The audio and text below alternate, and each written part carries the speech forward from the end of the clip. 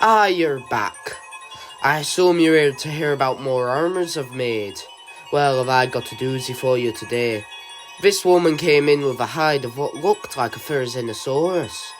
From where I come from, they're thought to be extinct, but she said she couldn't tell me where she got it from. Real mysterious woman she was, and gotta say I never truly fully trusted her.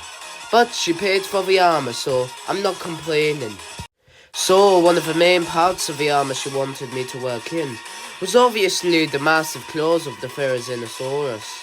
I mixed it with some metal to give her claws on a gauntlet she wears, but she only weared one.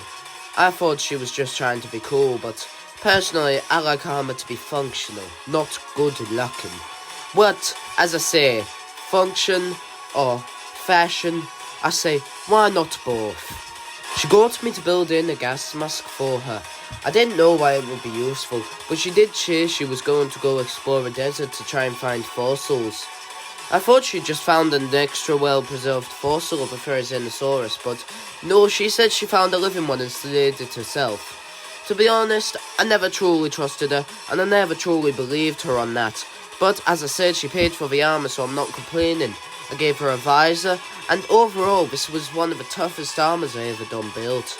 Not that durable, but almost every edge is too spiky for anyone.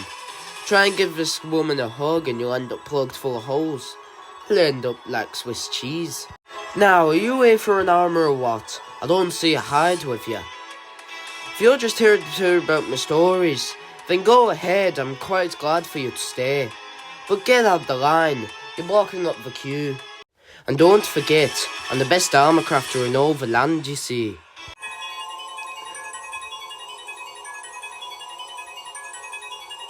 While many people think the first truly bad thing to happen to the genetic dinosaur reviving process was the zombie virus, that's not entirely true.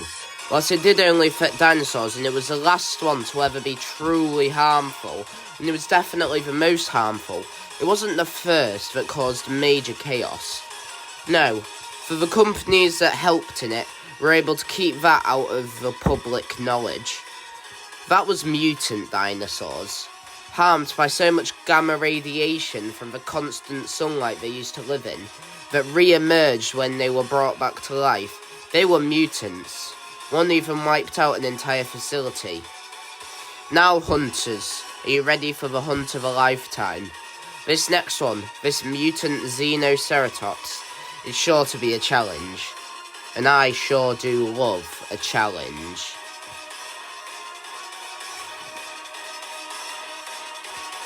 Now, symbiotes have been crashing down to Earth this whole time. Many people think it only happens in our modern day, but in truth, many symbiotes crash-landed in prehistoric times, and one of which would become one of the most powerful symbiote and hosts to ever be born. We're of course talking about an offspring of a carnage symbiote, which infected a Dilophosaurus. This made its venom spitting so powerful that even if you were immune to the venom, the sheer pressure it shot it at would blast holes through your chest. And eventually, it would meet up with other symbiotes that crash-landed along with it, and those dinosaurs would form a new clan, essentially forming species bonds with creatures outside of their species. Those symbiotes would end up being the biggest predators of their time.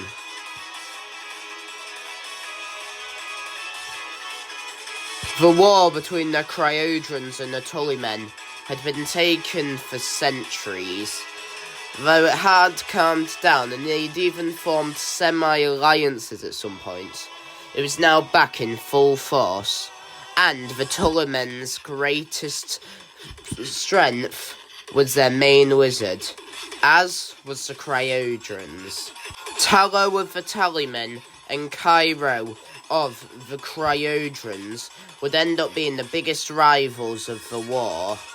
You see, the Cryodrons had an innate ability for temperature magic, be that fire or, as they more usually specialised in, frost. Although Cairo could specialise in both extremely well, breathing plumes of burning fire, or mist that exploded into ice shards.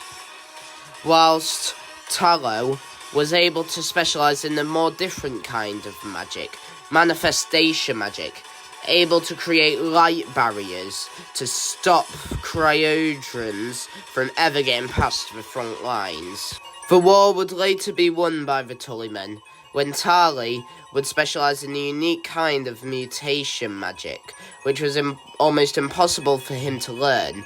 It was a magic that was the exact opposite of manifestation magic, but he pushed through, and was eventually able to mutate an animal into the greatest protector the Tullymen had ever seen, one that would take out the cryodrons once and for all.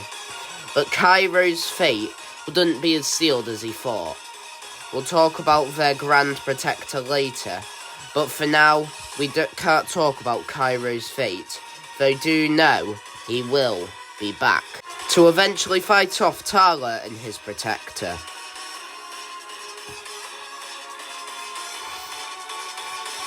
Tala would venture out of his oceanic home, something that the Tullymen could only do for up to 3 hours at a time. Tala would use magic to extend this to 4 hours, but would eventually bring it back, because he realised that using that magic would mean he would be able to use less magic. On the beast, he would be mutating.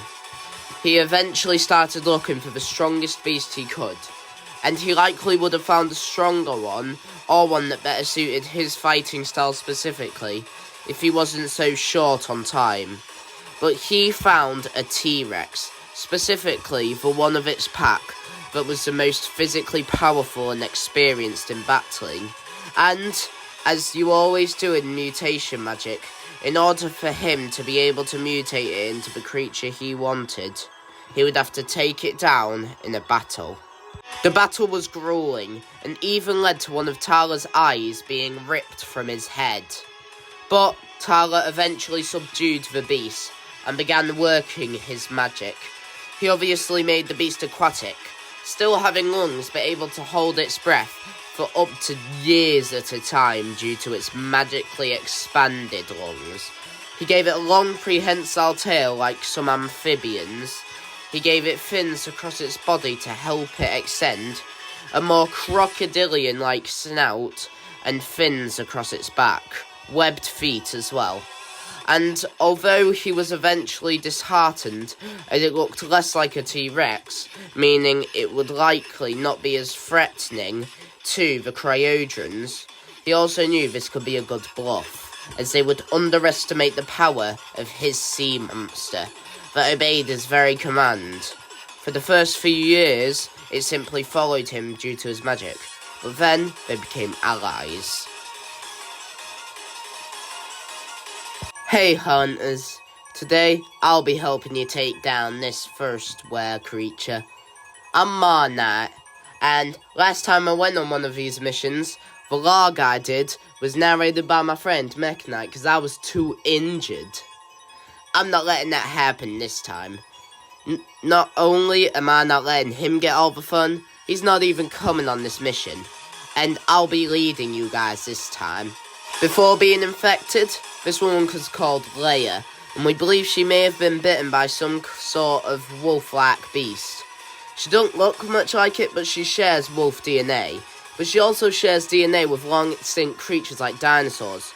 Her abilities include her one-fingered hands, which have insane grip, and her super speed.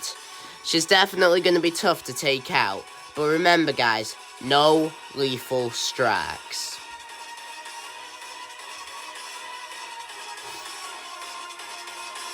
The dinosaur power-blessed superhero Parasol has fought off many great threats, most commonly villains, but she's fought off her fair share of monsters as well.